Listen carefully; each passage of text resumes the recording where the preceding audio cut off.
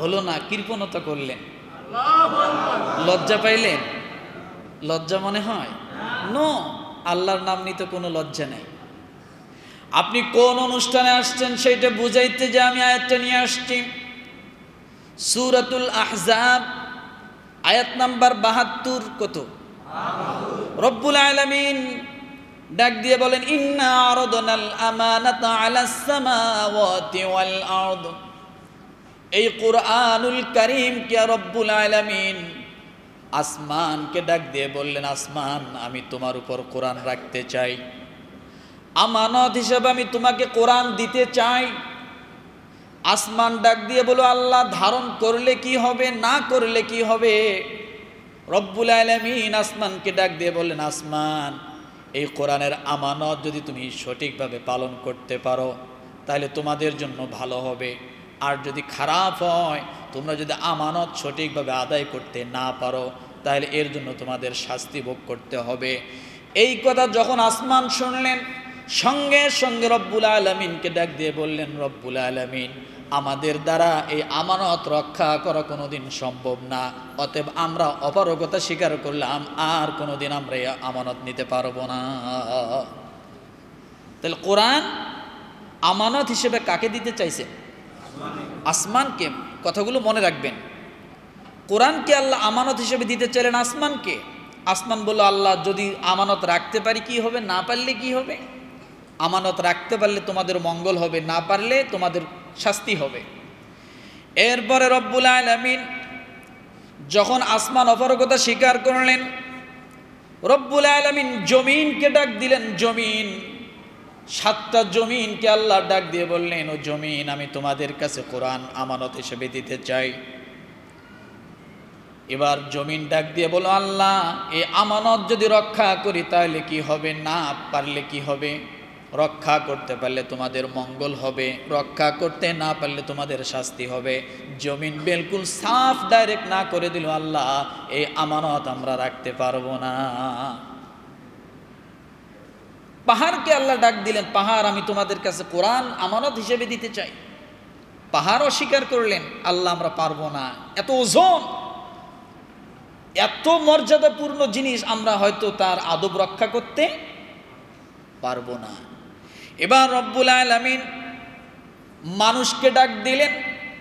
আদম আলাইহিস সালাতু ওয়াস সালামকে আল্লাহ বললেন, আদম আমি তোমার কাছে আমার আমানত দিতে চাই, কুরআনুল কারীম আমি তোমার কাছে দিতে চাই, তুমি আমানত রক্ষা করতে পারবে কিনা? হযরতে আদম আলাইহিস সালাতু ওয়াস সালাম ডানে তাকালেন না, বামে তাকালেন না, সামনে পিছনে কোনো চিন্তা করলেন না, সঙ্গে সঙ্গে রব্বুল আলামিনের সামনে দাঁড়িয়ে বললেন, আল্লাহ তোমার যত আমানত আছে সব দিয়ে দাও, সমস্ত আমানত রক্ষা করার জন্য প্রস্তুত আছি। সব আমানত রক্ষা করার জন্য কি আছি? প্রস্তুত আছি। আল্লাহ ডাক দিয়ে বললেন, ও হামালাহাল ইনসান ও কানা যলুমান ইন্নাহু কানা যলুমান জাহুলা। আল্লাহ বললেন মানুষ কত অজ্ঞ। আল্লাহ এটা রাগ করে বলেননি। যেমন আমাদের মাঝে কোনো ছেলেকে যদি কোনো কাজ, ওজনের কোনো কাজ, শক্ত কোনো কাজ দেই, ছেলে ডানে তাকায় না, বামে তাকায় না, ডাক দিয়ে বলে বাবা আমি রাজি আছি। তখন আমরা কি কই? যে বোকা ছেলে, তুমি পারবা না, বোঝো না। কথা ঠিক না? 25 কেজি চাউলের একটা বস্তা, ছোট্ট একটা 5 বছর 7 বছরের বাচ্চা আপনার সাথে বাজারে গিয়েছে, এখন বাচ্চাটা বস্তা টানতে পারবে না, তারপরও ধরে টানতেছে। কথা ঠিক না? বাবা কি বলে, দেখ বোকা ছেলে তুমি এটা মাথা নিতে পারবে না, এর ওজন বেশি। এরপরও ছেলে পারবে না, তারপরও চেষ্টা করতেছে। কথা ঠিক না? আল্লাহ বলেন ইন্নাহু কানা যলুমান জাহুলা, মানুষ কত অজ্ঞ, কত মূর্খ। আল্লাহ আদর করে এই কথাটা বললেন। কেন এই কথা বললাম? আপনি আজকে সেই মজমায় বসেছেন, সেই মাহফিলে বসেছেন, এখানে যতক্ষণ পর্যন্ত থাকবেন রব্বুল আলামিন প্রতিটা নিঃশ্বাসের বিনিময় আমার আল্লাহ তাআলা সুলাইমান আলাইহিস সালাতু ওয়াস সালামের সিংহাসন বরাবর দান করলে যে পরিমাণ সওয়াব হতো, আল্লাহ তাআলা প্রতিটা নিঃশ্বাসের বিনিময়ে আপনাকে সেই সওয়াব দান করে দিবে। সুলাইমান আলাইহিস সালামের সিংহাসন মানে এরকম চেয়ারের মতো ছিল? হ্যাঁ, বিশাল বড় ছিল, স্বর্ণ রূপ দিয়ে তৈরি করা ছিল। এই পরিমাণ দান করলে যে পরিমাণ সওয়াব হতো, আল্লাহ ওই পরিমাণ সওয়াব প্রতিটা নিঃশ্বাসের বিনিময়ে দান করে। আপনি জানেন কোন মজমায় বসেছেন?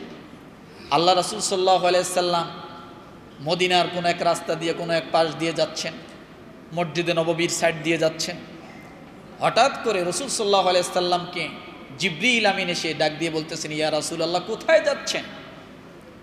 আল্লাহর নবী বলছে, আমি আমার একটা কাজে যাচ্ছি। জিবরিল আলাইহিস সালাতু ওয়াস সালাম ডাক দিয়ে বলতেছেন, ইয়া রাসূলুল্লাহ, ওই যে দেখেন তো কিছু লোক এক জায়গায় দলবদ্ধ হয়ে বসা আছে, দেখা যায়? আল্লাহর নবী বললেন, হ্যাঁ দেখা যায়। জিবরিল আলাইহিস সালাতু ওয়াস সালাম ডাক দিয়ে বলেন, ইয়া রাসূলুল্লাহ, আল্লাহ এই মুহূর্তে অর্ডার করেছেন, আল্লাহ আদেশ করেছেন আপনাকে ওই দলের নিকটে যায়া, ওই মজমার নিকটে যায়া কিছুক্ষণ সময় বসার জন্য আল্লাহ আদেশ করেছেন। সুবহানাল্লাহ। তাহলে মজমাটার দাম কত, ওই স্থানটার দাম কত? রসুলকে আল্লাহ আদেশ করেন আপনি ওখানে যায় বসুন কিছু সময়ের জন্য। আল্লাহর নবী বিস্ময়কর হয়ে গেলেন, আমার সাহাবীর ওখানে কি করে আল্লাহ আমাকে আদেশ করলেন সেখানে যাওয়ার জন্য। রাসূলুল্লাহ সাল্লাল্লাহু আলাইহি সাল্লাম পা পা করে যখন সামনের দিকে অগ্রসর হলেন, যে দেখে কিছু সংখ্যক সাহাবাই কেরাম শুধু লুঙ্গি পরা, গায়ে কোনো কাপড় নাই, একজন আরেকজনের আড়াল করে, শরীরকে আড়াল করে নিয়ে বসে বসে, মাথা নিচু করে বসে বসে চুপচাপ কি জানি শুনতেছে। রাসূল সাল্লাল্লাহু আলাইহি সাল্লাম যখন ওই মজমা, ওই মাহফিলের নিকটে গেলেন, যে বলছে তোমরা এখানে কি করতেছো?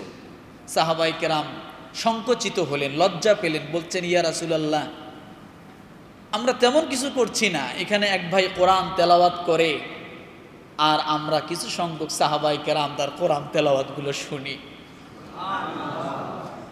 আল্লাহর নবী ডাক দিয়ে বলেন, সাহাবীরা রে, গায়ের মধ্যে কাপড় নাই, একজন আর একজনের গায়ের সঙ্গে আড়াল হয়ে বসে আছো। আল্লাহ রব্বুল আলামিনের কাছে এই মজমার এত দাম, এত দাম, আমার আল্লাহ তাআলা জিবরাইল আমিনকে পাঠাই দিয়েছে। ডাক দিয়ে বলেন, ইয়া রাসূলুল্লাহ, আপনি ওই মজমার মধ্যে যান, কিছু সময়ের জন্য বসেন, আমার আল্লাহ তাআলা আদেশ করেছেন সেখানে যাওয়ার জন্য। নবী বলেন, তাহলে তোমরা একটু কোরআন তেলাওয়াত করো, আমি রাসূল শুনি।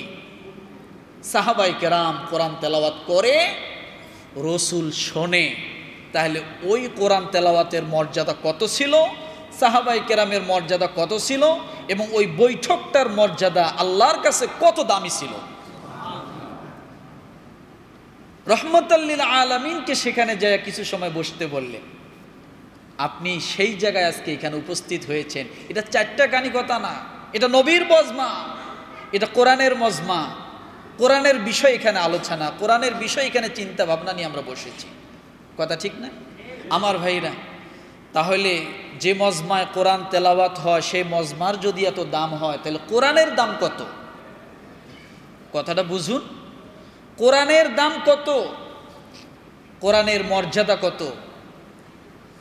কোরআন এত মর্যাদাবান, তামাম দুনিয়া অন্ধকারাচ্ছন্ন ছিল।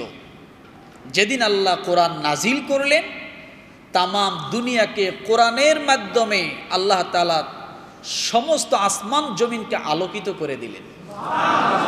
ইন্না আনজালনাহু ফি লাইলাতিল কদর ওয়া মা আদরাকা মা লাইলাতুল কদর লাইলাতুল কদরি খায়রুম মিন আলফি শাহর। রব্বুল আলামিন কোরআন বিষয়ে বললেন, এ কোরআন যেদিন নাজিল হয়েছে সেদিন থেকে মানুষের ভাগ্য পরিশুদ্ধ হয়েছে। এ কোরআন যেদিন মানুষ পেয়েছে, কোরআনের সংস্পর্শে মানুষ যেদিন এসেছে, সেদিন থেকে আমার আল্লাহ তাআলা সমস্ত অন্ধকারাচ্ছন্ন জাতিকে আমার আল্লাহ আলোকিত করে দিয়েছে। ইয়া আইয়ুহান নাসু ক্বাদ জাআকুম বুরহানুম মির রাব্বিকুম ওয়া আনজালনা ইলাইকুম নূরাম মুবিনা। বুরহানুম মির রাব্বিকুম, হে জাতি, মানুষ নামে যারা জন্মগ্রহণ করেছো তোমরা শুনে রাখো, দুইটা জিনিসকে যতদিন তোমরা ভালোবাসবে, দুইটা জিনিসকে যতদিন তোমরা আঁকড়িয়ে ধরবে, দুইটা জিনিসের সাথে যতদিন তোমরা সম্পর্ক রাখবে, ততদিন পর্যন্ত তোমরা কখনোই ধ্বংস হবে না, তোমাদেরকে কেউ হালাক করতে পারবে না। তোমরা দুনিয়াও দামি, আখেরাতেও দামি। বুরহান নামের একজন নবী, নূর নামের একটি কিতাব, এর সাথে যতদিন স্পর্শ থাকবে, যতদিন সম্পর্ক থাকবে, আমার আল্লাহ সুবহানাহু ওয়া তাআলা ওই মানুষকে দুনিয়াও দামি বানায় দিবে, আখেরাতেও দামি বানায় দিবে। কেমন দামি বানায় দিবে? রব্বুল আলামিন ডাক দিয়ে বলেন, আর রহমান আল্লামাল কুরআন খলাকাল ইনসান আল্লামাহুল বায়ান। আপনি কেমন দামি হবেন এবার দেখেন। সূরা রহমান, দয়াময় আল্লাহ সৃষ্টি করেছেন। আর রহমান আল্লামাল কুরআন, শিক্ষা দিয়েছেন কোরআন। খলাকাল ইনসান, সৃষ্টি করেছেন মানুষ। দুইটা কথা এখানে ভালো করে বোঝেন। প্রথম আল্লাহ তার রহমান নামের পরিচয় দিলেন, এরপরে কি বললেন? আল্লামাল কুরআন। তারপরে আল্লাহ বললেন খলাকাল ইনসান। মানুষের কথা আল্লাহ পরে বললেন, কোরআনের কথা আল্লাহ কি আগে বললেন। কেন এই কথা বললেন? কারণ একটি জাতি ততক্ষণ পর্যন্ত পরিপূর্ণে মানুষত্বের রূপে মানুষ হবে না, যতক্ষণ পর্যন্ত তার ভিতরে কোরআনের জ্ঞান না থাকবে। আল্লাহ এটাই বুঝাইতে চাচ্ছেন, আল্লামাল কুরআন খলাকাল ইনসান। সত্যিকারে তোমরা যদি মানুষ হতে চাও, সত্যিকারে যদি মানুষ হতে চাও, তাহলে লাগবে কি? কোরআনের জ্ঞান। কি লাগবে বলে? কোরআনের জ্ঞান। কোরআনের জ্ঞান যে জাতি আছে, এই জাতির কাছে আছে, সেই জাতি দুনিয়া যতদিন জীবিত থাকবে ততদিন দামি। যেদিন মারা যাবে সেদিন থেকে এই জাতি বরজখতের দামি। আল্লাহর হাবিব ডাক দিয়ে বলেন, ইদা মা তাহামিলুল কুরআন আউহুল্লাহু ইলাল আরদ। একজন হাফেজে কোরআন, একজন সিনা যার কোরআন আছে, একজন কোরআনের সঙ্গে যার সম্পর্ক আছে, এমন ব্যক্তি যখন কবরের মধ্যে যায়, আল্লাহ তাআলা সঙ্গে সঙ্গে কবরের মাটিকে ডাক দিয়ে বলে, মাটি রে, তুই তো জানিস না তোর ভিতরে কে এসেছে। খবরদার, এ ইজামা তাহামিলুল কুরআন, এই ব্যক্তির বক্ষের মধ্যে কোরআন আছে, অথবা এই ব্যক্তি কোরআনকে ভালোবাসতো, মোহাব্বত করত, খবরদার কবরের মাটি আমার এই মোহাব্বত করনেওয়ালা কোরআনের মোহাব্বত করনেওয়ালা ব্যক্তির সঙ্গে কখনো বেয়াদবি করো না। আল্লাহ তাআলা কবরের মাটিকে এই দেহটা পচানোর জন্য সম্পূর্ণ হারাম করে দেয়। বুঝুন, যার ভিতরে কি আছে? কোরআন আছে। যে কোরআনকে ভালোবাসে, যে কোরআনের বাহককে ভালোবাসে, যার সাথে কোরআনের বাহকের ভালো সম্পর্ক আছে, আল্লাহ রসুল বলেন ওই ব্যক্তিকে কবরে কোনোদিন তার দেহটাকে মাটি স্পর্শ করতে পারবে না, মাটি তাকে খাবে না, পোকা তাকে ধরবে না। কেন? তার সম্পর্ক কোরআনের সঙ্গে। কোরআন যেমন চিরঞ্জীব, মানুষটাকে আল্লাহ বানাবেন চিরঞ্জীব। কবরে মরে গেছে, সে মরে যায়নি। সব মানুষ মৃত্যু হলেই মৃত্যু হয় না। শহীদরা কি মরে যায়? আজকে আমি জুমার আলোচনা এটাই করেছি, শহীদরা মরে না। তেমনি কোরআনের হাফেজরা মরে না। স্বাভাবিকভাবে আমাদের দুনিয়ার নিজামে তাকে স্থান পরিবর্তন করতে হয়, কিন্তু বাস্তবে সে যখন কবরে যায়, আল্লাহ সুবহানাহু ওয়া তাআলা হাফেজ কোরআনকে জিন্দা করে দেয়। কবরে বসে বসে কোরআন তেলাওয়াত করতে থাকে কিয়ামত পর্যন্ত। কি পর্যন্ত? কিয়ামত পর্যন্ত কবরে সে কোরআন তেলাওয়াত করতেই থাকে। আমার ভাইরা, আজকে সেই ছোট ছোট বাচ্চারা আজকে সে কোরআন ধারণ করেছে, কোরআনের সবক নেবে। আজকে এই বাচ্চারা হলো জান্নাতের পাখি। বাচ্চারা কি বলেন তো? জান্নাতের পাখি। এদের সম্মান কত! এরা যে রাস্তা দিয়ে যায়, ওই রাস্তা দিয়ে আল্লাহ সুবহানাহু ওয়া তাআলা ফেরেশতার মাধ্যমে নূরের পর বিছায়া দেয়। এত দামি এই তলবে ইলমগুলো। এরা যদি হাত তুলে আল্লাহর কাছে কোনো কিছু বলে, আল্লাহ এটা লজ্জা পায়, কবুল না করে পারে না।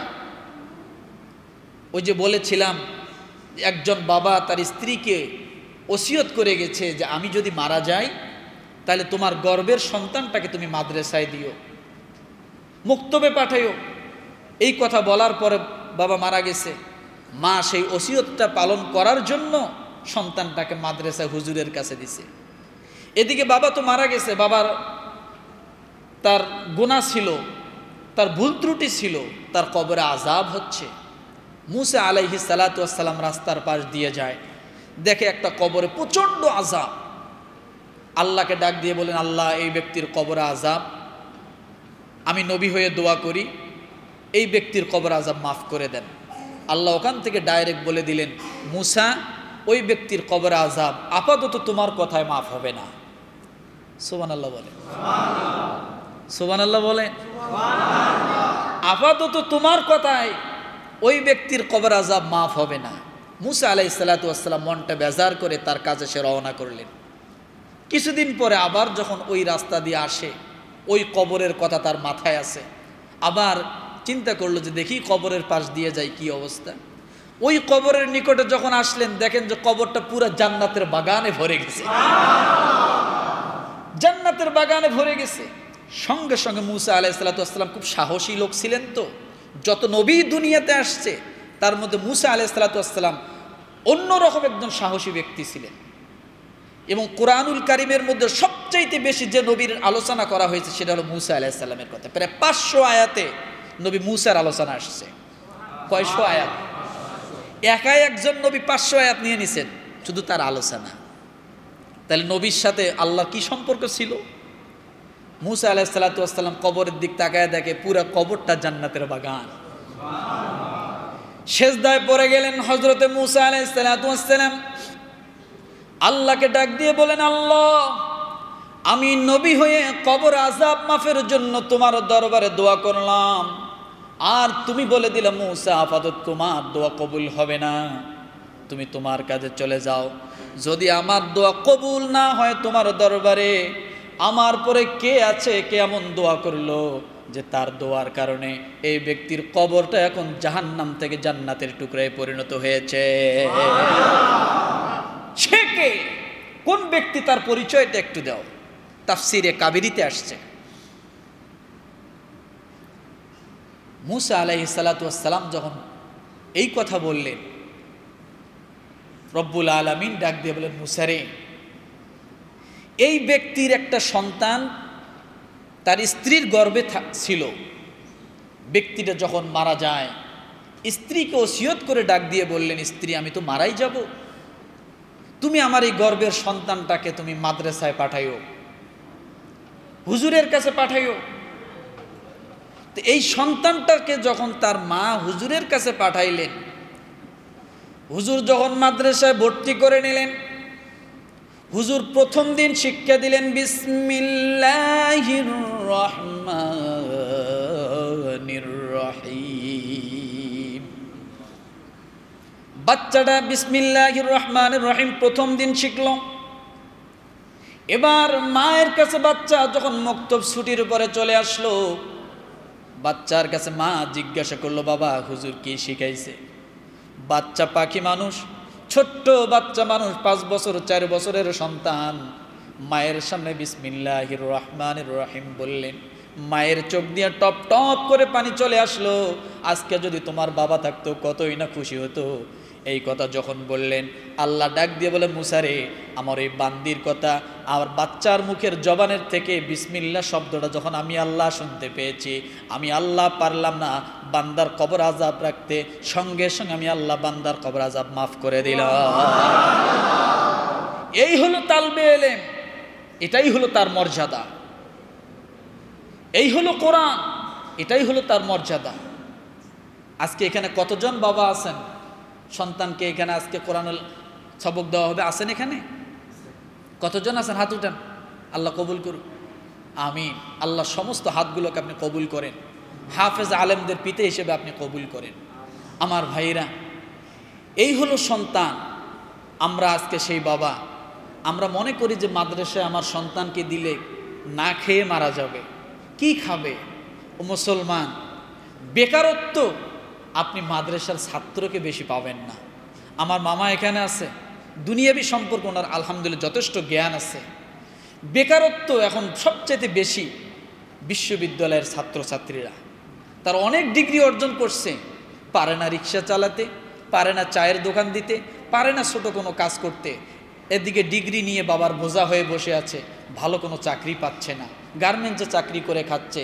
পাশের ছেলেটা যে কাজ করে তার থেকে উনি এখন বস, আর এ ডিগ্রি অর্জন করে যাওয়া হয়েছে হেল্পার। আছে না নেই? নাই?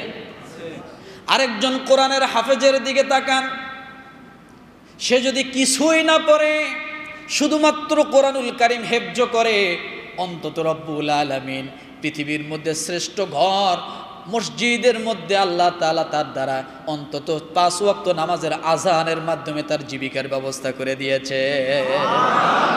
দেয় নাই? সম্মানিত রিজিক, এর থেকে সম্মানের রিজিক আর হয় না।